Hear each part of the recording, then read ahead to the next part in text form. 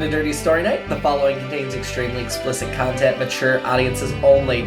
All names, places, board games, fictional characters, whatever, are used for parody purposes only, and we claim no ownership over any of the material, except what we make up ourselves. This week you get the first place winner of the board games, Dallas. So Dallas is always great. I think you'll enjoy his story. Dirty Story Night is brought to you by IABD Presents. That's the It's All Been Done Presents network at IABDpresents.com. It's a multi-platform entertainment content provider in Columbus, Ohio, with podcast, written work, video, and more. This week, I'd like to go ahead and highlight Quarterly Book Club, or QBC as the cool kids call it. Every quarter, we're going to read a new book, and there is a video series with discussion at the end, hosted by our own Samantha Stark. This first quarterly book club is The Woman in Cabin 10 by Ruth Ware. Ooh, suspenseful. So it's not too late to get on that, check out that book, start reading it, interact with us with the hashtag QBC for Quarterly Book Club. Why quarterly? Because books are long and you're busy. And now enjoy Dirty Story Night. Thank you. You're welcome. Oh, I feel weird sitting. Read it, you wild bitch. You're allowed to stand, I guess, if you want. No. Stand and deliver, you bitch. Oh my god. Much like better a to man. take 2 chairs. Everyone's watching me. You just settle down over there. I'm Mr. Bucket. Put your balls in my top. I'm Mr. Bucket. Out of my mouth they go pop. George, do you have to say that every time we have sex?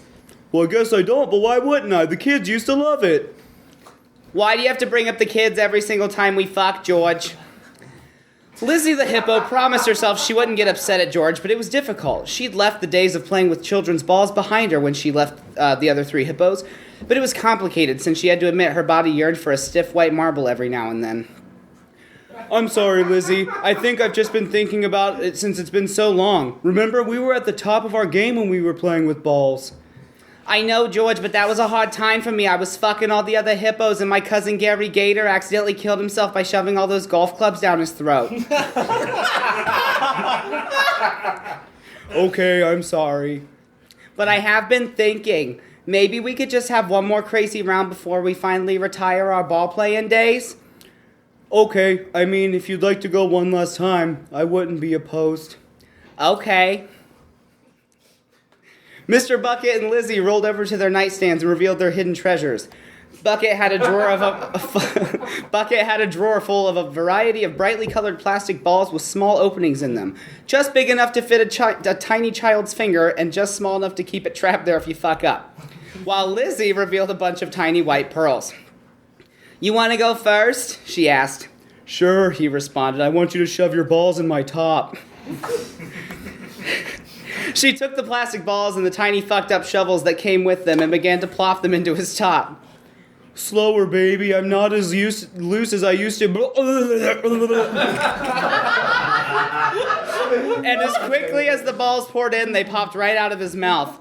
Lizzie kept them coming, a constant stream of plopping and popping, causing Mr. Bucket's eyes to water and start to turn red. If they had a safe word, now is when he would have used it. Now do me, bitch, she demanded. Mr. Bucket dumped the pearls on the bed and flipped her over. He began to smack her ass furiously, causing her head to flap wildly as she gobbled up the variety of pearls.